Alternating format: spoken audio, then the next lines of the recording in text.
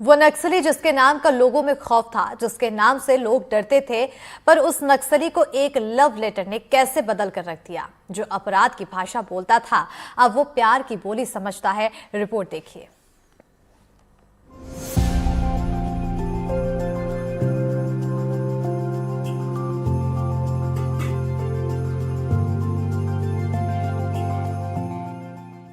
कहते हैं प्यार पत्थर को भी पिघला सकता है। ये तो सिर्फ कही गई एक कहावत है, पर प्रेम किसी के जीवन को किस तरह बदल सकता है, इसका जीता जागता उदाहरण बलरामपुर से सामने आया है, जहां एक 10वीं कक्षा की छात्रा के प्रेम पत्र ने किसी आम आदमी का नहीं, बल्कि एक खूंखार नक्सली का जीवन बदल कर रख दिया। वो नक्सली जिसके नाम की इलाके में दहशत थी, लोग जिसके नाम से डरते थे, जो नक्सली ग्रुप का लीडर हुआ करता था, जो साल 1999 में नक्सल ग्रुप से जुड़ा तो पीछे मुड़कर नहीं देखा। लेकिन बिरजू का प्रेम पत्र नक्सली के जीवन में एक खूबसूरत मोड़ लेकर आया। लाल आतंक छोड़ के कुल मिला के आप खुश हैं अपने घर परिवार आप में? बिल्कुल खुश हूँ। लाल आतंक छोड़ने के बाद चैन से रह रहा हूँ। आज पब्लिकों के साथ है आना जाना। जो पब्लिक मेरे नाम से डरते थे वो पब्लिक आज मेरे को बुला रहे हैं। शादी है, ब्याह है, मरनी हिरनी, चाहे गांव के हर समाज के लोग हैं, वो सब आना जाना कर रहे हैं, मेरे को भी बुला रहे हैं। तो बहुत खुश हूँ आज, क्योंकि उस समाज से इस समाज में आया हूँ, तो बहुत बिल्कुल खुश हूँ।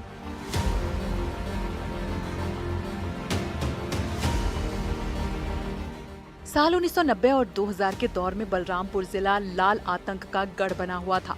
नक्सलियों का आतंक और पुलिस से मुठभेड़ आए दिन सुर्खियां रहती थी। तब एक नाम नक्सलियों के ग्रुप में तेजी से उभरा और कुछ ही वक्त में वो नाम नक्सली एरिया का कमांडर बन गया। साल 1999 का दौर था जब नक्सली एरिया कमांडर सीताराम गांव और घर परिवार छोड़कर लाल आतंक का दामन थाम चुका था। लाल आतंक के रास्ते पर चलकर खूनी खेल की वारदात को अंजाम दे रहा था। तभी बिरजू के प्रेम पत्र नक्सली एरिया कमांडर सीताराम के जीवन में बदलाव लेकर आया। नक्सली एरिया कमांडर सीताराम पर कक्षा 10वीं में पढ़ने वाली बिरजू का दिल आ गया था और मन ही मन बिरजू सीताराम से प्रेम करने लगी और इसी प्रेम को जाहिर करने के लिए बिरजू ने नक्सली को पत्र लिखा। आइए हम उनसे भी मिलाते हैं जिनके एक लव लेटर ने एक एरिया कमांडर खूंखार नक्सली की पूरी जिंदगी बदल कर रख दी।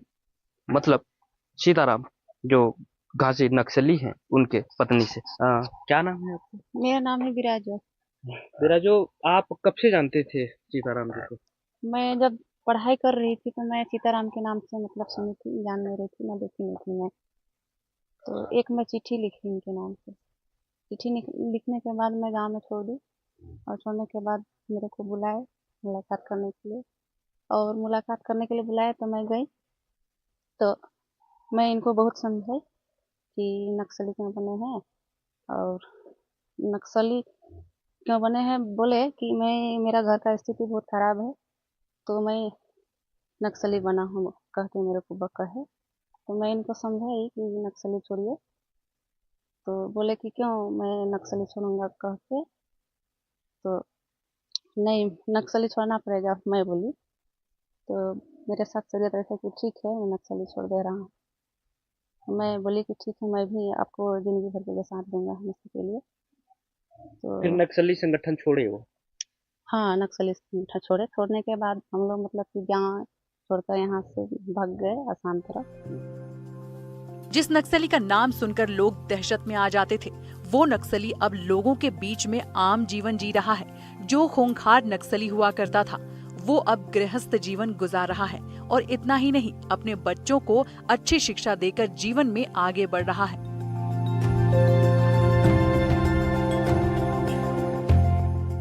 घर वाले और समाज वाले अपनाए आप लोगों को कि नहीं? हाँ, अपना लिए हैं। अपनाने के लिए जब वापस आ गई हूँ तो बोले कि मेरा बेटी तो जिंदा है। तो कहाँ पहले तो मैं भी ये बोली कि मरा हुआ है, डेड बॉडी तो खुद से कम गांव वाले बोल रहे थे। अभी साथ मिलके मतलब हाँ, जीवन यापन कर रहे हैं हाँ आप जी, जी खा रहे हैं अभी, और घर आने के बाद भी अभी मतलब कि अच्छी जिंदगी भी खा रहे हैं। लोग? एक लव लेटर ने सीताराम जैसे एरिया कमांडर नक्सली की पूरी जिंदगी बदल कर रख दी, और इन्हीं का वह प्रेम पत्र था जिसके वजह से सीताराम लाल आतंक छोड़कर मुख्य धारा से जुड़े और अभी हंसी खुशी अपने परिवार के साथ जीवन यापन कर रहे हैं। विजेंद्र कुमार, एनडीटीवी, बलरामपुर। राजगढ़ से एक हैरान करने वाला मामला सामने आया है, जहां बेटे की चाहत में एक शख्स ने फांसी लगाकर आत्महत्या कर दी। वो 4 बेटियों का पिता था, तो वहीं जब बेटा नहीं हुआ तो शख्स ने अपनी जान दे दी। आखिर समाज से बेटा बेटी का ये भेदभाव कब खत्म होगा, इस रिपोर्ट में देखिए।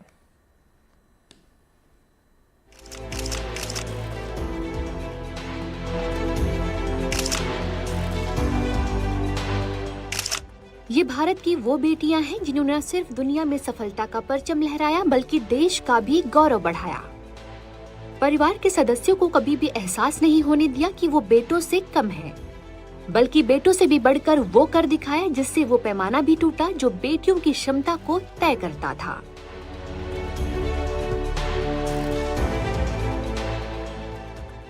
जब बेटियां हर क्षेत्र में सफलता हासिल करने में सक्षम हैं, तो वो कौन है जो बेटियों को आज भी मजबूरी या कमजोरी समझते हैं और बेटियों के जन्म पर मातम मनाते हैं। ऐसा ही कुछ हुआ है राजगढ़ में, जहां एक पिता ने सिर्फ इसलिए फांसी लगाकर आत्महत्या कर ली क्योंकि वो 4 बेटियों का पिता था और बेटा नहीं होने से परेशान होकर ऐसा कदम उठा लिया। परिजनों का कहना है कि बेटा नहीं होने के कारण शख्स परेशान रहने लगा था और आखिरकार पेड़ पर झूलकर आत्महत्या कर ली। कल दिनांक को 7/3/25 को शाम 4 बजे करीब सूचना मिली कि एक व्यक्ति ने पीपलवे आश्रम गांव में फांसी लगाकर आत्महत्या कर ली है, जो कि रोडजी पिता हरिप्रसाद मेवाड़े उम्र 32 साल निवासी खरना का, जो कि पीपलवे क्षेत्र में फांसी लगाई है, जिसका सब पंचायतनामा कार्रवाई की गई और सिविल अस्पताल से पीएम की कार्रवाई की गई है। उस सब परिजनों को सुपुर्द कर दिया है। परिजनों के कहे अनुसार प्रारंभिक जांच में ये जानकारी मिली है कि मृतक के 3-4 लड़कियां हुई थी और इस बार भी उसको फिर से लड़की हुई। इसी बात से परेशान होकर उसने आत्महत्या करी है, ऐसा उसके परिजनों ने बताया जांच में। आज भी समाज के कई लोग ऐसे हैं जो रूढ़िवादी सोच से ग्रसित हैं, जो बेटे और बेटियों में न सिर्फ फर्क करते हैं बल्कि बेटियों को बोझ समझते हैं। ये घटना समाज में गहरी जड़ें जमा चुकी बेटा बेटी की भेदभाव की मानसिकता को उजागर करती है। एनडीटीवी के लिए मनीष राठौर की रिपोर्ट।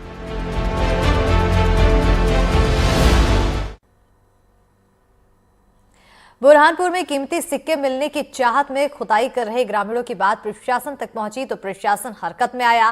प्रशासन ने खेत में पुलिस का पहरा लगा दिया, बल्कि सीसीटीवी कैमरे से निगरानी भी की जा रही है। रिपोर्ट देखिए। जहां कुछ दिनों पहले रातों रात ताबड़तोड़ खुदाई चल रही थी, वहां अब प्रशासन का पहरा है। खेत पर बकायदा पुलिस पहरा देने के लिए तैनात है। न सिर्फ दिन रात इस खेत पर पहरा दिया जा रहा है, बल्कि कोई आगे खुदाई न कर सके इसके लिए यहाँ पर सीसीटीवी भी लगा दिया गया है। वहीं इस खुदाई में किसको कितने सिक्के मिले भी या नहीं ये तो पता नहीं, पर खैर अब खुदाई पर रोक जरूर लग गई है।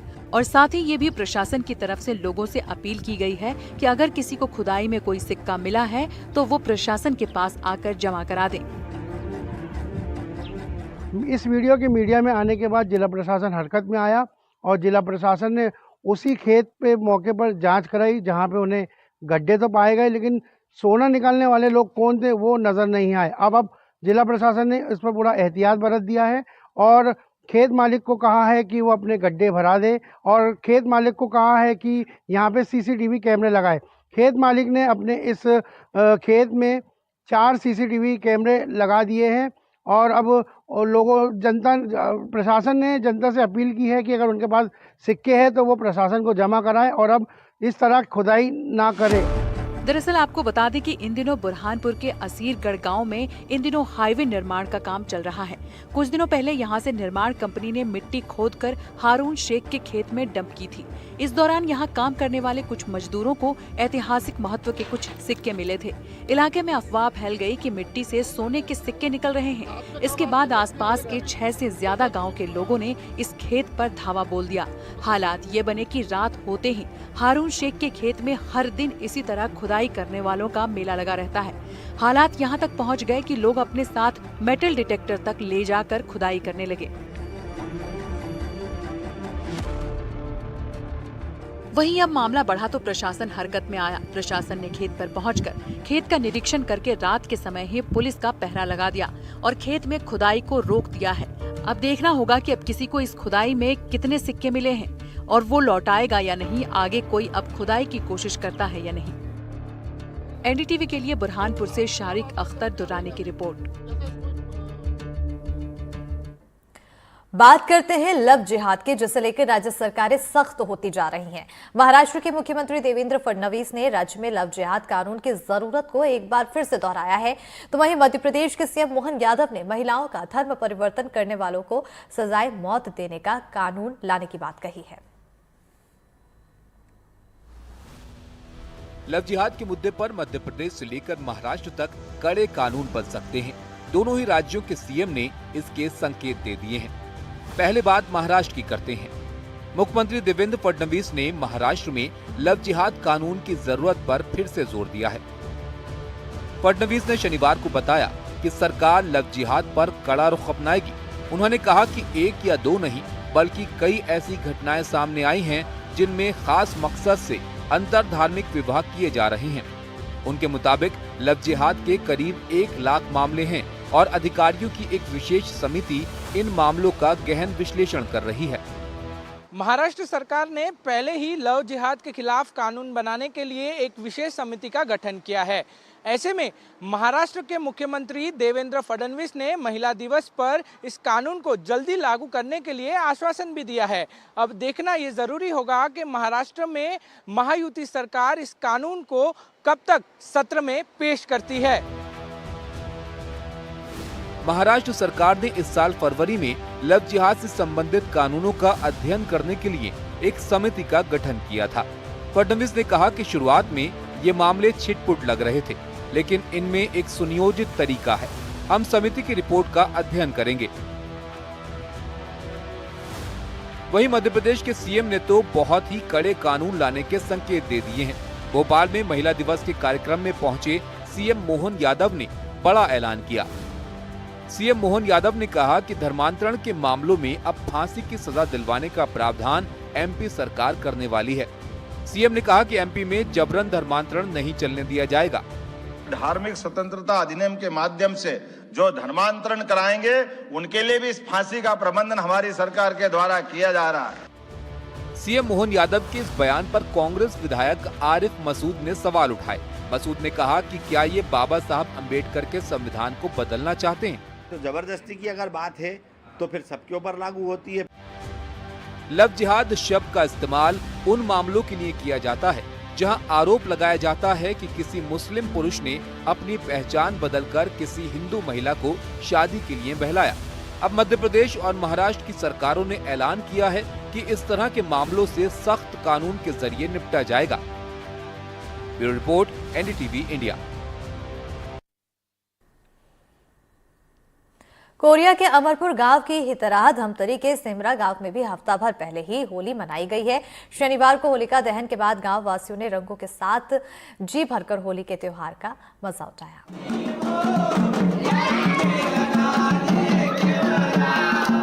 धमतरी से महज 35 किलोमीटर धमतरी जिले के सिमरा गांव में हम पहुंचे हैं। पूरे प्रदेश भर में होली का त्योहार जो है 14 मार्च को मनाया जाने वाला है, लेकिन इस गांव में आज होली का पर्व बड़े ही धूमधाम के साथ मनाया जा रहा है। मैं पीछे की जो कुछ तस्वीरें हैं आप तक पहुंचाने का प्रयास करूंगी। आप मेरे पीछे देख सकते हैं, यहाँ पे हम इस गाँव में मौजूद हैं। यहाँ पे होली का त्योहार बड़े ही धूमधाम के साथ मनाया जा रहा है। रंग गुलाल खेलते हुए लोग यहाँ नजर आ रहे हैं। ये हर साल की तरह इस साल भी बड़े उत्साह के साथ यहाँ के लोग इस त्योहार को मना रहे हैं। आपको बता दें कि ये से यहाँ जाना जाता है। यहाँ हर त्योहार एक सप्ताह पूर्व मनाने की परंपरा पीढ़ी दर पीढ़ी चली आ रही है।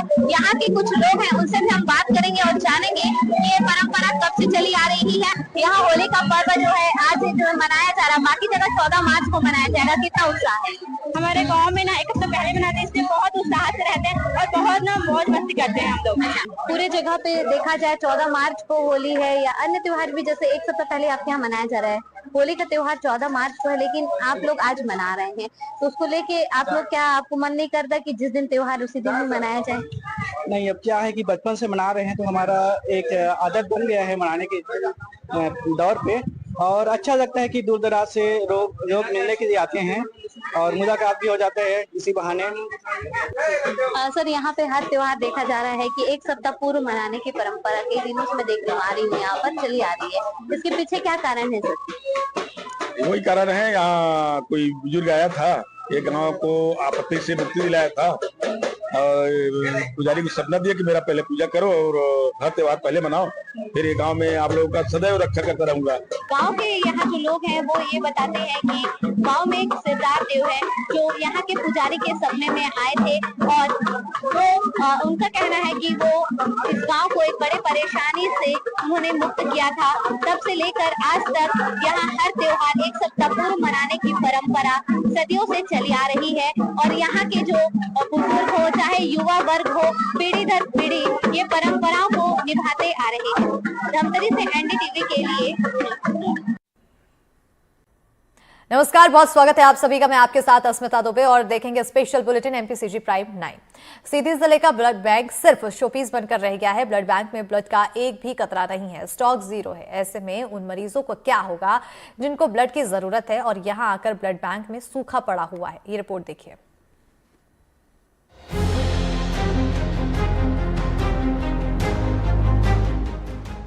जिला चिकित्सालय के बगल में ये ब्लड बैंक है, लेकिन सिर्फ ये बैंक है, इसमें ब्लड नहीं है। यहाँ का स्टॉक जीरो है। महीनों से स्थिति बनी हुई है। जो एनीमिया के मरीज हैं, थैलीसीमिया के हैं, स्केलसीमिया के हैं, उनके लिए ब्लड के लिए कितनी परेशानी होती है ये आप स्टॉक से देख सकते हैं। हम आते हैं, दिखाते हैं आपको अंदर कि जिस तरीके से ये स्थिति है। ये ब्लड बैंक है और ब्लड बैंक के स्टॉक पर नज़र डालें तो आज ये जितने भी हैं ओ, ए, बी, ए बी, ये सब ग्रुप के जो ब्लड हैं वो पॉजिटिव और निगेटिव जीरो हैं। तो इस तरीके से स्थिति है सीधी जिले में। सीधी जिले में बना ब्लड बैंक जो बिना ब्लड के है। यहाँ ब्लड का स्टॉक खाली है। यहाँ जो ब्लड ग्रुप का बोर्ड लगा हुआ है सभी पर ब्लड का यूनिट जीरो दर्ज है, मतलब एक भी यूनिट ब्लड इस ब्लड बैंक में है ही नहीं। ऐसे में क्या होगा उन मरीजों का जो स्केलसीमिया, एनीमिया, थैलेसीमिया से पीड़ित हैं और जिन मरीजों को आए दिन ब्लड की जरूरत होती है। और जब मरीज यहाँ ब्लड बैंक में आएंगे तो उन्हें क्या मिलेगा? एक ऐसा ब्लड बैंक जहाँ ब्लड है ही नहीं। बैंक में ओ पॉजिटिव ब्लड की ज़रूरत है। एक ये भैया आए हैं, पूछ लेते हैं। अब इनके फैमिली मेंबर में कोई ओ पॉजिटिव वाला नहीं है। ये ब्लड देने के लिए तैयार है पर ओ पॉजिटिव ब्लड इनको चाहिए, ऑपरेशन होना है, इनके ये कहना है। क्या नाम लिखते हैं, कहाँ से आए? मेरा नाम अमरेंद्र द्विवेदी है, मैं अमेलिया का रहने वाला हूँ।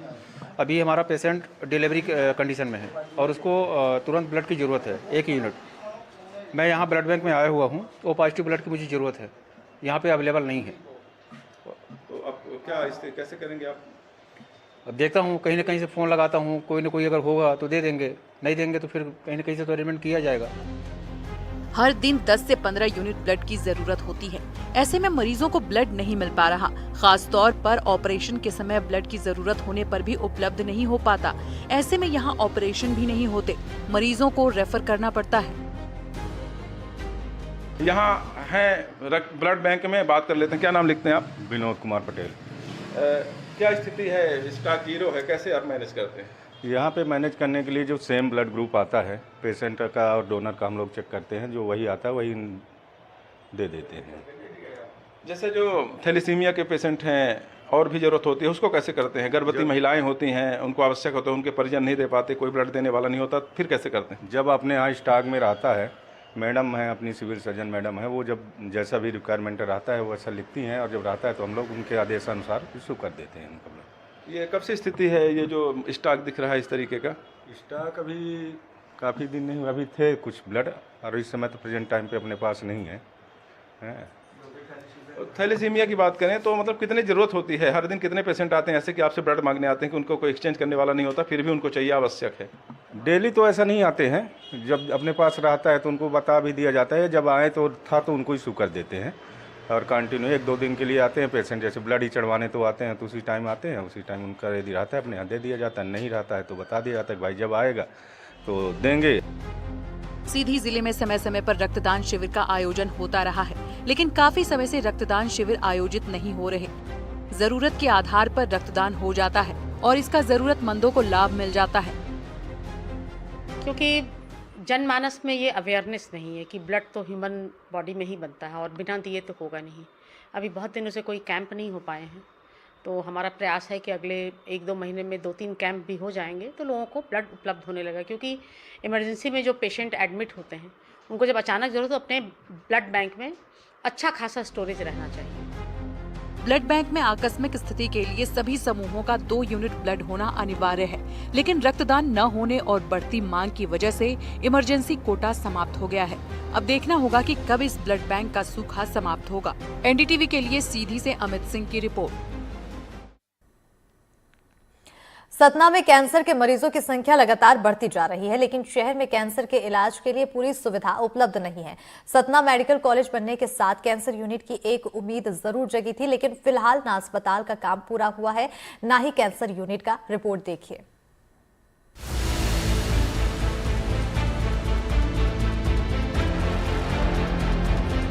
कैंसर की भयावहता बढ़ती जा रही है। आज अगर हम अकेले विंध्य क्षेत्र की बात करें तो मुंह का कैंसर एक भयावह रूप में आ चुका है। इसे एक दुर्भाग्य ही कहेंगे कि विंध्य की औद्योगिक राजधानी कहे जाने वाले सतना में ना तो कोई कैंसर यूनिट है, ना कोई कैंसर हॉस्पिटल है, ना कोई कैंसर डॉक्टर है। सतना के जनता के तमाम आंदोलनों के बाद यहाँ पर एक मेडिकल कॉलेज मिला, लेकिन मेडिकल कॉलेज अवश्य मिला, उसके साथ हॉस्पिटल नहीं मिला। अब जब हॉस्पिटल ही नहीं है तो ना डॉक्टर मिलेगा, ना कोई यूनिट मिलेगी। कैंसर जैसी गंभीर बीमारी के बढ़ते मरीजों की संख्या चिंता बढ़ाने वाली बात है, पर इसके साथ ही इलाज की सुविधा भी उपलब्ध न हो पाना स्थिति को और ज्यादा चिंताजनक बना रही है। इसका उदाहरण सतना से सामने आया है। जिला अस्पताल में कैंसर के इलाज के नाम पर सिर्फ 2 बेड हैं, जो कीमोथेरेपी मरीजों के लिए उपलब्ध है, जिससे मरीजों को लंबी वेटिंग झेलनी पड़ रही है। कैंसर के इलाज की सुविधा न होने के कारण मरीजों को बाहर के अस्पतालों का रुख करना पड़ता है। महंगा इलाज का खर्च उठाना हर मरीज के लिए संभव नहीं है, जिससे कई मरीजों को सही समय पर इलाज नहीं मिल पा रहा।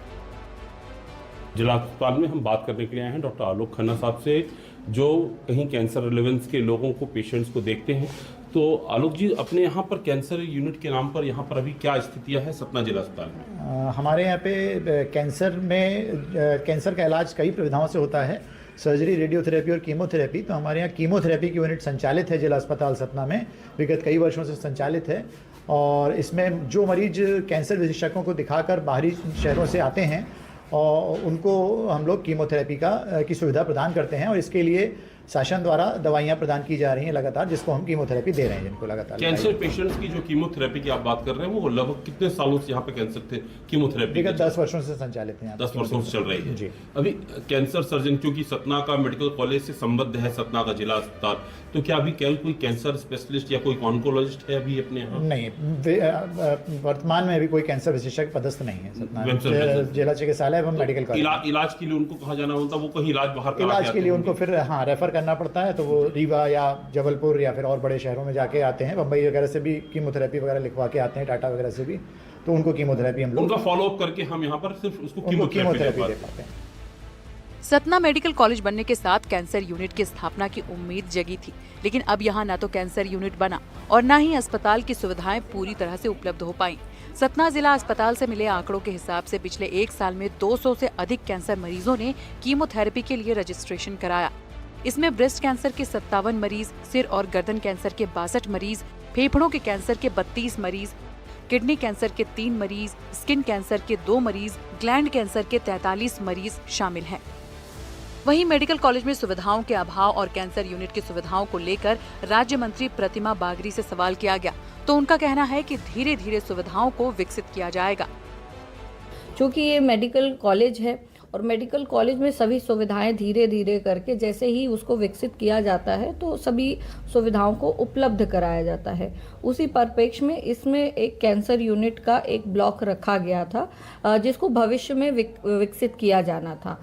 उसमें ये कहीं नहीं था कि इसी बार के बजट में ही उसको सम्मिलित करना था। इस बार हमारी प्रायोरिटी भी थी और मांग भी थी और हर जनता की मांग थी कि 650 बिस्तरी अस्पताल पहली प्रायोरिटी तो अस्पताल ही कि अस्पताल बन जाए। तो उसको स्वीकृति मिली और जो ये कैंसर यूनिट वाली बात है इसमें हम उस ब्लॉक को छोड़ रहे हैं। भविष्य में उसकी जो भी डिमांड होगी उसके अनुसार यदि हम उसको उस ब्लॉक में बना सकेंगे तो ब्लॉक में बनाएंगे, यदि ब्लॉक के बियॉन्ड बनाना है तो उसका एक पूरा डिपार्टमेंट ही हम पूरा स्ट्रक्चर ही नया खड़ा कर देंगे। कोई ना कोई हॉस्पिटल बन रहा है और सेकंड फेज में इसको बन जो रहा है और जैसे ही उसकी भी मांग होगी हॉस्पिटल तैयार होता रहेगा और यदि उसकी भविष्य में मांग आती है, डिमांड आती है, बजट आता है तो निश्चित तौर पर उसको भी विकसित किया जाएगा। बढ़ते मामलों को देखते हुए सतना में जल्द से जल्द कैंसर यूनिट की स्थापना आवश्यक हो गई है। अगर मेडिकल कॉलेज में कैंसर यूनिट शुरू होती है तो मरीजों को महंगे इलाज के लिए बाहर जाने की जरूरत नहीं पड़ेगी और उन्हें समय पर इलाज मिल सकेगा। सतना में मेडिकल कॉलेज बनने के बाद आम जन को उम्मीद थी कि शायद उन्हें बेहतर इलाज मिलेगा, लेकिन दुर्भाग्य की मेडिकल कॉलेज तो बना लेकिन उसमें कोई हॉस्पिटल नहीं था। अब हॉस्पिटल जब बनने की बात आ रही है तो उसमें कैंसर यूनिट नहीं है। एक तरफ कैंसर की भयावहता पूरे विंध्य क्षेत्र के अंदर अपना प्रकोप लगातार बढ़ाती जा रही है, वहीं आमजन आज भी आशाओं का दीपक लेकर शासन प्रशासन की तरफ निहार रहा है कि कब उनके दिन ऐसे आएंगे कि उन्हें सतना में कैंसर का इलाज मिल सकेगा। सतना से ज्ञान शुक्ला, एनडीटीवी के लिए।